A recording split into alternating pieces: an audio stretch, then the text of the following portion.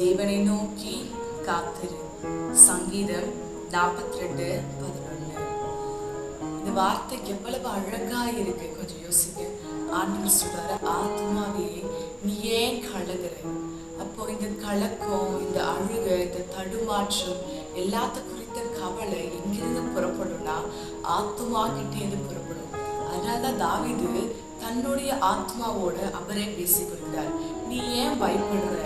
நீ ஏன் கலங்குற? நீ ஏன் திகைத்து கொண்டிருக்கிற? நீ கர்த்தரை நோக்கி காத்துரு.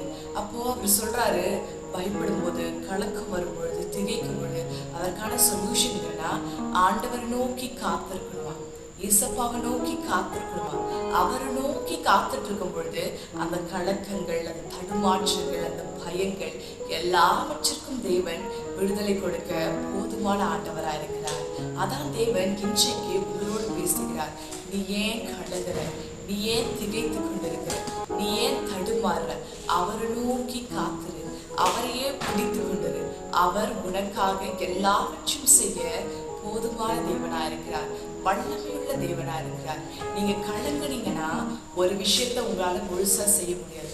நீங்க தடுமாறி கொண்டிருந்தீங்கன்னா ஒரு காரியத்தை உங்களால முழுமையா எடுத்து நடத்த முடியாது. உங்களுக்குள்ளே ஒரு தடுமாற்றம், ஒரு கலக்கம், ஒரு திகைப்பு இருந்துச்சுன்னா உங்களால எந்த ஒரு விஷயத்தையும் முழுமையா எழுந்து செய்ய முடியாது.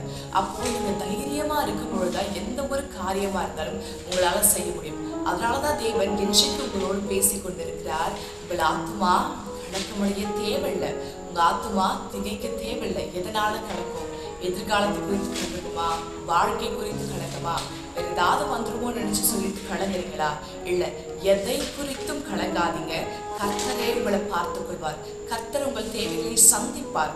உங்களுக்கு என்னென்ன காரியங்கள் தேவையோ, என்னென்ன காரியங்களை நீங்க நோக்கமா இருக்கீங்களோ, எதை நினைச்சு உங்க இருதயம் பதறுதோ எல்லாவற்றையும் தேவன் உங்களுக்கு செய்து கொடுக்க போதுமான தேவனா இருக்கார்.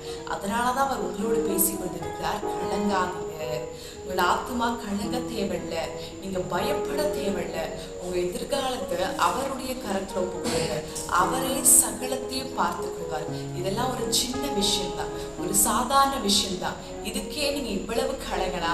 இல்ல இல்ல, கர்த்தர் சொல்றாரு, நீங்க கலங்க வேண்டிய அவசியம் இல்லை. கலங்காதீங்க, சோர்ந்து போகாதீங்க. அதே நினைச்சு நினைச்சு நினைச்சு உங்களுக்குள்ளே இருதயத்தில் நீங்களே சோர்வை கொண்டு வராதீங்க. உங்களுக்கு தேவன் பெரிய காரியத்தை வைத்திருக்கிறார், மகிமையான காரியத்தை வைத்திருக்கிறார், பராக்கிரமம் நிறைந்த காரியத்தை வைத்திருக்கிறார். எல்லாவற்றையும் தேவன் உங்களுக்காக வைத்திருக்கிறார். நீங்க தடுமாற தேவையில்லை, நீங்க கலங்க தேவையில்லை. கொஞ்ச நேரம் கர்த்தரை நோக்கி அமர்ந்துருங்க. அப்ப இந்த தடுமாற்றம், இந்த கலக்கத்தெல்லாம் எப்படி மேற்கொண்டு வர்றதுன்னு உங்களுக்கு சந்தேகம் இருந்தா ஒன்றுமே இல்லை, அவருடைய சமூகம், ஏசப்பாவோட சமூகம். இப்ப நீங்க போய் அவருடைய சமூகத்துல உட்காரும் பொழுது, ஆண்டவருடைய சமூகத்துல உட்கார்ந்து, ஆண்டவரே இந்த கலக்கத்திலிருந்து எனக்கு விடுதலை கொடுங்க ஆண்டவரே, இந்த கலக்கத்திலிருந்து எனக்கு ஒரு மீட்பு கொடுங்க ஆண்டவரே, இந்த தடுமாறி கொண்டிருக்கிற காரியம், பயந்து கொண்டிருக்கிற காரியம், பெரிதா இருக்கிற காரியம், இந்த காரியத்திலிருந்து எனக்கு ஒரு விடுதலை கொடுங்க ஆண்டவரே அப்படின்னு நீங்க கேட்கும் பொழுது கட்டாயம் தேவன் உங்களுக்கு விடுதலை கொடுப்பார். கட்டாயம் தேவன் உங்களுக்கு ஒரு மாற்றத்தை கொடுப்பார். கட்டாயம் தேவன் எல்லாவற்றையும் உங்களுக்கு கொடுக்க போதுமான ஆண்டவராக இருக்கிறார். ஒரு குறையும் இல்ல, ஒரு பலவீனம் இல்ல, எது ஒன்றுமே உங்களை சேதப்படுத்த வாய்ப்பே இல்லை. கர்த்தரே உங்களுக்காக எல்லாவற்றையும் பார்த்துக் கொள்வார். அவர் உங்களுக்காக யுத்தம் செய்வார். உங்க வாழ்க்கையில் இருக்கிற பிரச்சனை என்ன, அதை முதலாவது நீங்க கர்த்தர்ட்ட சொல்லுங்க. உங்களை கலங்க வைக்கிற காரியம் என்ன, முதலாவது அதை கர்த்தர்ட்ட சொல்லுங்க. அவரே அதை பார்த்துக் கொள்வார். நீங்க யாரா வேணா இருக்கலாம், எப்பேற்பட்ட சூழ்நிலை, எப்பேற்பட்ட நபரா வேணா இருக்கலாம். முதலாவது நீங்க ஆண்டவரை நோக்குங்க.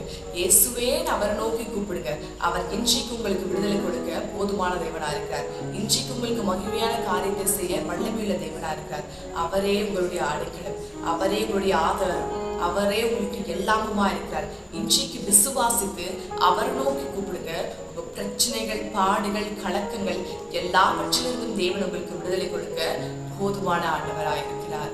இப்போ கொஞ்ச நேரம் அவரை நோக்கி நம்ம ஜெபிப்போம். மகிமையின் ராஜாவே உமக்கு ஸ்தோத்திரம், பரலோகத்தின் தேவனே உமக்கு ஸ்தோத்திரம், கிறிஸ்து இயேசுவே உமக்கு ஸ்தோத்திரம், ஜீவாதிபதியே உமக்கு ஸ்தோத்திரம். அப்பா அப்பா, அநேக ஜனங்களுடைய இருதயம் கலங்கி கொண்டு தவித்து கொண்டிருக்கிறது ஆண்டவரே. அவருடைய இருதயம் ஒன்றுமில்லாமல் திகைத்து நிற்கிறது ஆண்டவரே. அந்த ஜனங்கள் உம்மை நோக்கி இப்பொழுது கூப்பிடுகிறார்கள். அந்த ஜனங்கள் உம்மை நோக்கி முறையிடுகிறார்கள். அந்த ஜனங்கள் உம்மை நோக்கி அபயமிடுகிறார்கள் ஆண்டவரே. இந்த ஜனங்களுடைய அவர்களுடைய ஜெபத்திற்கு பதில் கொடுப்பீராக. அநேக காரியங்கள், அவர்களுக்கு எதிர்காலத்து குறித்திருக்கிற பயங்கள், அவர்கள் வாழ்க்கை குறித்திருக்கிற காரியங்கள், அவர்கள் கிட்ட இருக்கிற பிரச்சனை குறித்த கலக்கம், இதெல்லாம் அவர்களை கலங்க வைத்துக் கொண்டிருக்கிறது. இதெல்லாம் அவர்களுக்கு ஒரு பிரச்சனை கொண்டு வருகிறது. இந்த விஷயமெல்லாம் அவர்களை தடுமாற பண்ணுகிறது. ஆண்டவரே, தகப்பனாகிய கிறிஸ்துவே உமக்கு ஸ்தோத்திரம். மீட்பராகிய ஆண்டவரே உமக்கு ஸ்தோத்திரம். மீட்டுக் கொண்டவரே உமக்கு ஸ்தோத்திரம்.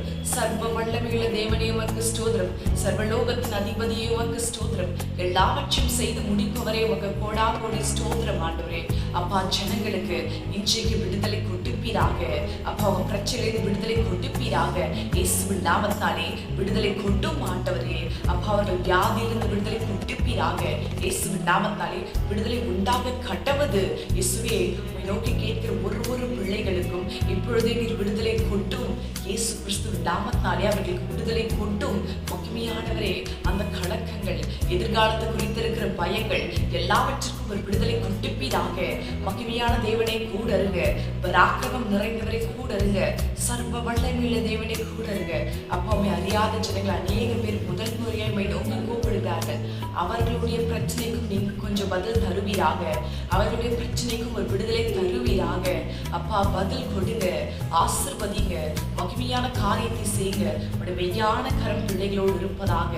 இது எல்லாவற்றையும் செய்யுங்க. ஆசீர்வதிக்க போவதற்காக கோடான கோடி ஸ்தோத்திரம் தேவா. அதே போல எல்லா ஜனங்களுக்கும் விடுதலை கொட்டும். அவர்கள் வியாதியிலிருந்து விடுதலை கொட்டுப்பீராக.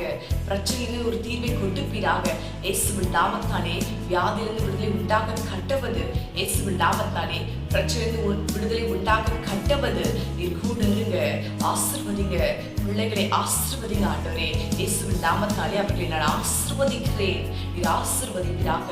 எல்லோரையும் ஆசீர்வதிங்க. மகிமையான காரியத்தை செய்யப்படுவதற்காக உங்களுக்கு கோடான கோடி ஸ்தோத்திரம் ஆண்டவரே. ஜெபத்தை கேட்டதற்காக உமக்கு நன்றி அப்பா. இயேசு கிறிஸ்து நாமத்தாலே ஜெபிக்கிறேன். ஜெபம் கேளும் ஜீவனுள்ள நல்ல பிதாவே. ஆமென்.